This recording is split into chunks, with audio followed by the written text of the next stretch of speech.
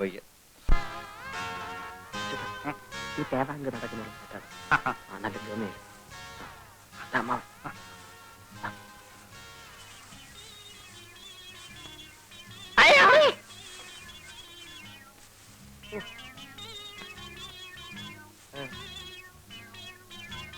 ആരാന്ന് മനസ്സിലായോ? ഇല്ല. പട്ടണത്തിൽ നിന്നാ വലിയ ഉദ്യോഗസ്ഥനാ. രാസയ്ക്ക് വേണ്ടി ഞാൻ കൊണ്ടുവന്ന അവിടെ കഴുത്തിലൊരു മിന്നു കെട്ടാൻ എനിക്കോ യോഗമില്ല. എന്നാ എന്റെ കൂട്ടുകാരനെങ്കിലും അതായിക്കോട്ടെ. അമ്മാവന്റെ ആ പഴുത്ത ഗ്രാമസേവനേക്കാൾ ഭേദമാ. ഇതാ കണ്ടോ, pant, belt, shirt, tie, cigarette, cooling glass, തൊപ്പി. ഇതാ പോരെ. ആരുടെ കാണാ? എന്റെ തന്നെയാ. അയ്യോ, കുളമ്പ് രോഗം കൊണ്ട് സൂക്ഷിക്കണം. നിർത്ത്. അതിരിക്കട്ടെ, തീറ്റ എന്താ കൊടുക്കുന്നത്? പുല്ലു അരിക്കാടി. അതുപോരാ, തേങ്ങാ പിണ്ണാക്കും എള്ളും പിണ്ണാക്കും ഓക്കെ ഓയിലും. ഓക്കെ ആക്കാൻ കല്യാണ കാര്യം. എങ്ങനുണ്ട് അമ്മാവ എന്റെ കൊച്ചുകൂട്ടൻ? ആള് കൊള്ളാം. അയ്യോ, അതിന്റെ നാവ് തേങ്ങ മാറ്റണം. ഓ, നിന്റെ നാവാ മാറ്റേണ്ടത്. വീടാ. അതിരിക്കട്ടെ, എത്ര കണ്ണുണ്ട്? മൊത്തം 4 കണ്ണ്. അപ്പൊ 4 കൂടി പൂട്ടാനൊക്കെ നല്ല കാശാണല്ലോ. കൂടെ ഒന്നിനെയും കൂടി കൂട്ടിയാൽ കൂടുതൽ കാശ് കിട്ടും. അത് ശരിയാ. എടോ, ഏത് വഴിക്കാ വന്നത്? വടക്ക് വഴി. ആ വഴിക്കാ നടന്നു. എടാ മാസുണ്ണി, മേലാൽ ഇത്തരം അനാവശ്യം കാണിച്ചാൽ അന്നറിയും ഈ രാരിച്ചൻ നായർ ആരാണ്. മനസ്സിലായോ?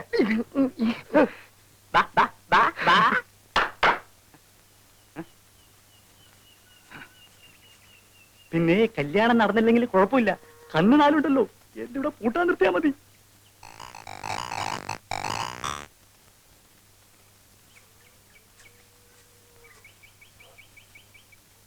നീ ഇന്നലെ പുറപ്പെടുകയല്ലേ?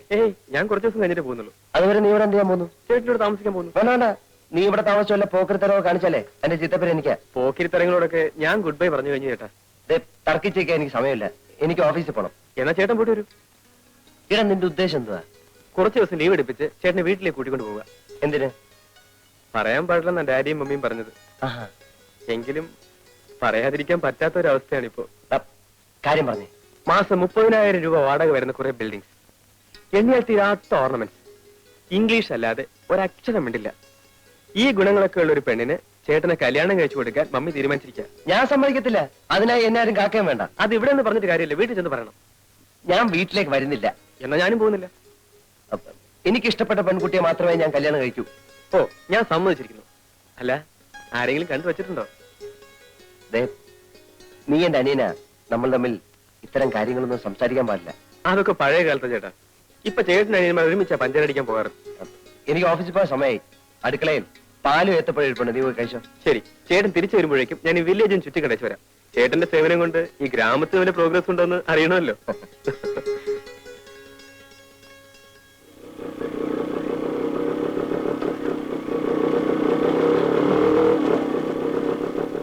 ഹലോ, ഒന്നിങ്ങോട്ട് വന്നേ. എന്നെയാണോ? ഒന്ന് വരൂ.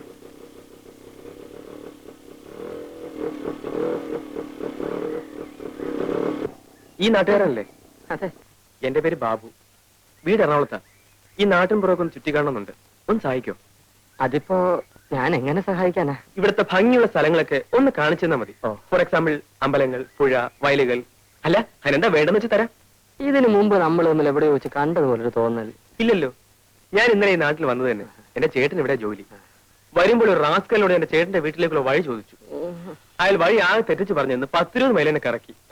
അയ്യോ, ആരാ വഴി തെറ്റിച്ചേ? ആരാണെന്നറിയില്ല. പരിചയമില്ലാത്ത ആളായതുകൊണ്ട് ഞാൻ അത്ര ശ്രദ്ധിച്ചുമില്ല. ചേ, ആരായാലും അങ്ങനെ ചെയ്ത മോശമായി. സാറ് വരണം. ഈ നാട്ടിലെ സ്ഥലങ്ങളൊക്കെ ഞാൻ കാണിച്ചു തരാം. ഇത്രയൊക്കെ ആയിട്ടും സാറിന്റെ പേര് ചോദിച്ചില്ലല്ലോ. പേരെന്താ? വാസുണ്ണി.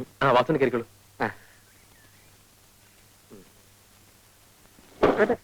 എന്താ മടങ്ങിയിരിക്കും.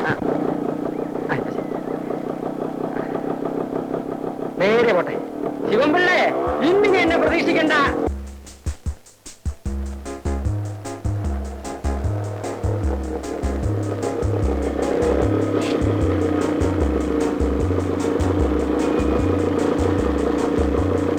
എന്താ സാർ ഇവിടെ നിർത്തിയത്? ഇറങ്ങൂ, പറയാം. ഇതേത് സ്ഥലമാ സാർ? നമ്മൾ പുറപ്പെട്ടെടുത്ത് നിന്ന് കൃത്യം 30 മൈലിൽ പോകുന്നു. ഇവിടുന്ന് 30 മൈൽ പടിഞ്ഞാറോട്ട് പോയാൽ ഒരു പള്ളി കാണും, പഴകുറ്റിപ്പള്ളി. അവിടെ ചെന്ന് ആരോട് ചോദിച്ചാലും തന്നെ വീട് കാണിച്ചു തരും. മനുഷ്യനെ വഴിതെറ്റിക്കാൻ നടക്കുന്നു റാസ്കൽ.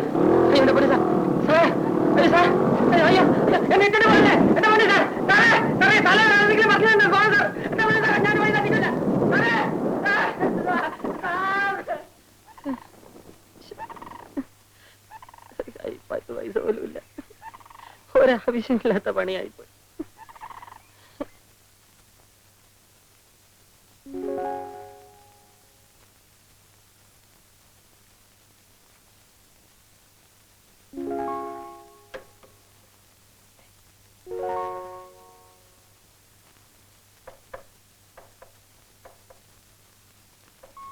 ഇനി വന്നേ.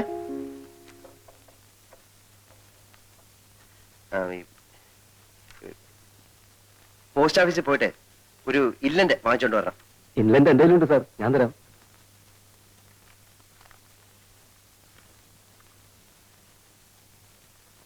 ഇതാ. പിന്നെ ഒരു ഉപകാരം കൂടെ ചെയ്യണേ. ആ ബ്ലോക്ക് ഓഫീസിൽ പോയി എന്തെങ്കിലും വിശേഷം ഉണ്ടോ എന്നൊന്ന് അറിഞ്ഞു വരും. എന്ത് വിശേഷം സാർ? അല്ല, അവിടെ എന്തെങ്കിലും വിശേഷം കാണും. ബസ്സിന് കാശ്.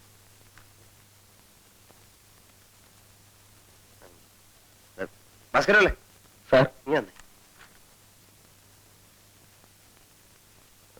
പിന്നെ ആരുടെ കല്യാണത്തിന് എന്തോ പോവാൻ ലീവോ മറ്റോ വേണമെന്ന് പറഞ്ഞിരുന്നില്ലേ? അതൊന്നല്ല സാർ, നാളെയാ. അത് ശരി, എന്നാലും ഇന്ന് തന്നെ ലീവ് എടുത്തോളൂ. കാരണം ഈ കല്യാണത്തിന്റെ തലേദിവസം എത്തുന്നത് നല്ലതല്ലേ? വളരെ സന്തോഷം.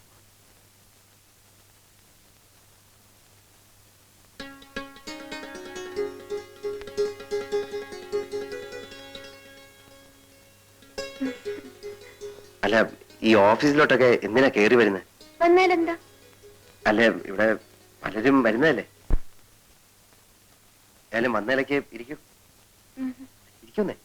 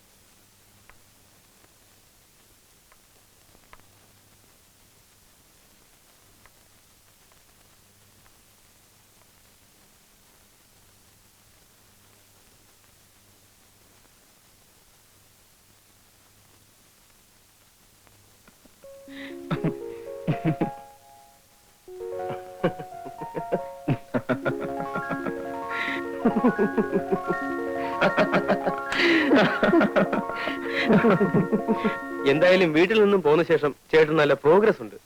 ഞാൻ സ്വപ്നത്തിൽ പോലും വിചാരിച്ചില്ല ചേട്ടൻ ഒരു കാമുകനാകാൻ സാധിക്കുമെന്ന്. നീ ചുമ്മാരി ബാബു. ഈ കാമുകൻ കീമുകൻ എന്നൊന്നും പറയുന്നത് എനിക്ക് ഇഷ്ടമല്ല. അതെല്ലാ കാമുകന്മാരും പറയുന്നതാ. ഇതങ്ങനല്ല. ജീവിതത്തിൽ സുഖവും ദുഃഖവും പങ്കിടാൻ ഒരു പങ്കാളി വേണം തോന്നി.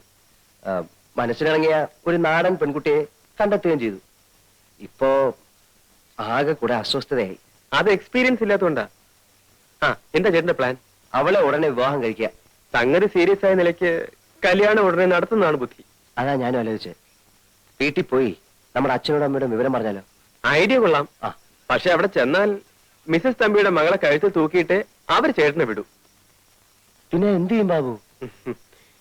ഇത്തരം കാര്യങ്ങള് ചേട്ടനും അനിയനും തമ്മിൽ സംസാരിക്കുന്നത് ശരിയാണോ? നീ പറഞ്ഞേ. പ്രായപൂർത്തിയായ ഒരാൾക്ക് കല്യാണം കഴിക്കാൻ പെണ്ണിന്റെ അല്ലാതെ വേറെ ആരുടെ അനുവാദം വേണ്ട. അറിയാമോ ചേട്ടന്? അത് ശരിയല്ല. കാരണം നമ്മൾ നേരായ മാർഗത്തിൽ കൂടെ സഞ്ചരിച്ചില്ലെങ്കിൽ. നേരായ മാർഗമാണ് ഈ പറയുന്നത്. എന്തായാലും നമ്മുടെ ഡാഡിയും മമ്മിയും ഇതിന് സമ്മതിക്കില്ല. ആ നിലയ്ക്ക് കല്യാണം കഴിഞ്ഞിട്ട് അവരെ അറിയിക്കുന്നതല്ലേ നല്ലത്. അല്ല ബാബു, ഈ കല്യാണം എന്നൊക്കെ പറയുമ്പോ എന്താന്ന് വെച്ചാലേ എനിക്ക് പേടിയാവുന്നു. പേടിയും പ്രേമവും ഒരു കുടയുടെ കീഴിൽ പോവില്ല. ചേട്ടൻ ധൈര്യമായിരിക്കെ. നമുക്ക് ആ പെൺകുട്ടിയുടെ വീട്ടിൽ പോയി കല്യാണം ആലോചിക്കാം.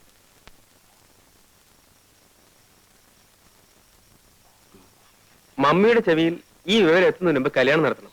അല്ലെങ്കിൽ എന്താ ഉണ്ടാവുന്നറിയോ? അവിടെ മറ്റേ പ്രശ്നം ചൂടുപിടിച്ചിരിക്കുക. ഇപ്പം രാധയുടെ വീട്ടിലേക്ക് ആര് പോവും ആലോചിക്കാൻ? അതിനൊക്കെ ഞാൻ മതി ചേട്ടാ. ഒരു കാരണവരെ കൂടി സംഘടിപ്പിച്ചാൽ പരിപാടി ഉഗ്രനായി. അല്ല, കാരണവരെയൊക്കെ സംഘടിപ്പിക്കാം.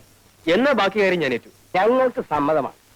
എന്നാലും കാരണവന്മാർ തമ്മിൽ ഇതിനെപ്പറ്റി ഒന്ന് സംസാരിക്കുക, ജാതകം കൈമാറുക, ഇങ്ങനെയൊക്കെ ചില നാട്ടാചാരങ്ങളൊക്കെ ഇല്ലേ? പട്ടണത്തിൽ എവിടെയാ നാട്ടാചാരം? അതൊക്കെ നമ്മുടെ ഇവിടെ അല്ലേ. അവിടെ ഇപ്പൊ താലി കെട്ടണമെന്ന് പോലും ഇല്ല. എങ്കിലും അവരിവിടം വരെ വരാതെ ഞങ്ങളോട് ഡാഡിയും മമ്മിയും പണ്ടേ പറഞ്ഞിട്ടുള്ളതാ. ഇക്കാര്യത്തിൽ ഞങ്ങളൊന്ന് തീരുമാനിക്കുന്നു, അതവർക്ക് സന്തോഷമാണ്. അല്ല, നമ്മുടെ മര്യാദ അനുസരിച്ച്. മര്യാദയല്ലേ അവര് പറഞ്ഞത്? ഇത്തരം കാര്യങ്ങളൊക്കെ അധികം നീട്ടിക്കൊണ്ടുപോകാതിരിക്കുന്ന ഭംഗി. കല്യാണത്തിനെങ്കിലും അവര് വരുവോ? അതറിയില്ല. എന്തായാലും ഞാനുണ്ടാവും. ചേട്ടനൊന്ന് വഴിമാറി കിട്ടിയിട്ട് വേണം അനിയന് പ്രവേശിക്കാൻ, അല്ലേ? നല്ലൊരു ദിവസം നോക്കി നമുക്കങ്ങ് നടത്താം. അതെ, ചേട്ടൻ കല്യാണത്തിന് സമ്മതിക്കില്ലെന്ന് പറഞ്ഞ് മമ്മിക്ക് വലിയ സങ്കടമായിരുന്നു. അവരെ നമുക്കൊന്ന് അത്ഭുതപ്പെടുത്തുകയും ചെയ്യാം. എന്നാ പിന്നെ എല്ലാവരും തീരുമാനിക്കുന്ന പോലെ അങ്ങ് ആയിക്കോട്ടെ. ഇതാ കാണുന്ന പണി, ഇതാ പണി, ഇതാ പണി. അവിടെ. ആ, ഇവിടെ നിർത്തി, ഇവിടെ നിർത്തി, ഇവിടെ നിർത്തി, ഇവിടെ നിർത്തി. ശരി, മോൻ പൊക്കോ. ഏയ്, ഇവിടം വരെ വന്നിട്ട് അമ്മാവന്റെ വീട്ടിൽ കയറാതെ പോകുന്നത് ശരിയാണോ? ഒരു തെറ്റുമില്ല, തിരക്ക് കാണും. മോൻ പൊക്കോ. എനിക്ക് ഒരു തിരക്കുമില്ല. അമ്മാവൻ വരും. എന്താ വാതിലൊക്കെ അടച്ചിട്ടിരിക്കുന്നത്? ഇവിടെ ആരുമില്ലേ? ഉണ്ടല്ലോ ഉണ്ടല്ലോ. ഭാരതി, വാല് പറഞ്ഞോളൂ, വാല് പറഞ്ഞോളൂ. ഞാൻ വന്നു. ഹലോ, മകളാണോ? അല്ല, ഭാര്യ. ഓ, ഐ എം സോറി. ഇരിക്കൂ. Thank you.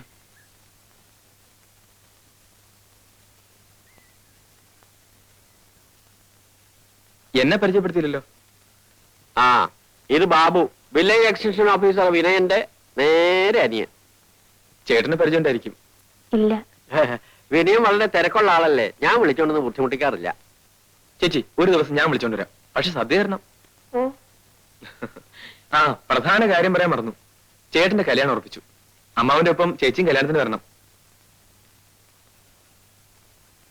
കൊണ്ടുവരണം അമ്മാവ, ഇല്ലെങ്കിൽ ഞാൻ ഇവിടെ നിന്ന് പിടിച്ചോണ്ട് പോകും. കുടിക്കാൻ എന്തെങ്കിലും കൊണ്ടുവരട്ടെ? ഒന്നും വേണ്ട, ഞാൻ പിന്നീട് വരാം. അപ്പൊ കല്യാണത്തിന് കാര്യം മറക്കണ്ട കേട്ടോ. ഉം. പറ്റേ അമ്മാവ. ആ